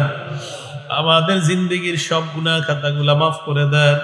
আল্লাহ মেহেরবানি করে জীবনের সমস্ত গুনাহ খাতাগুলা মাফ করে দেন। মাবুদ মেহেরবান মাওলা, আমাদের মধ্যে যাদের মা নাই, বাবা নাই, আত্মীয় স্বজন যারা কবরে আছে, আল্লাহ মেহেরবানি করে তাদের কবরগুলা জান্নাতের বাগান বানায় দেন। মাবুদ মেহেরবান মাওলা, মেহেরবানি করে জিন্দেগির সব গুনাহ খাতাগুলা মাফ করে দেন। মাবুদ মেহেরবান মাওলা, আমাদের মধ্যে যাদের মা নাই, বাবা নাই, আত্মীয় স্বজন যারাই কবরে শায়িত আছে, আল্লাহ মেহেরবানি করে তাদের কবরগুলা জান্নাতের বাগান বানায় দেন। মাবুদ মেহেরবান মাওলা, এই মাদ্রাসা মসজিদকে আপনি কবুল করে নেন। মাদ্রাসার সাথে যারা সম্পৃক্ত কমিটি সভাপতি, মাদ্রাসার উস্তাদ ছাত্র, মসজিদের সাথে যারা সম্পৃক্ত ইমাম খতিব মুসল্লি মুয়াজ্জিন, সকলকে আপনি দিনের জন্য কবুল করে নেন। মাবুদ মেহেরবান মাওলা, আমাদের ভুল ত্রুটি গুলাকে আপনি ক্ষমা করে দেন। জিন্দেগির সব গুনাহ খাতাগুলা আপনি মাফ করে দেন। মাবুদ মেহেরবান মাওলা, আমাদের মধ্যে যারা কঠিন বিমারিতে আক্রান্ত, তাদেরকে আপনি শিফায়ে কামেলা আজলা নসিব ফরমান। ফিতনা ফাসাদ থেকে আমাদেরকে আপনি হেফাজত করে নেন।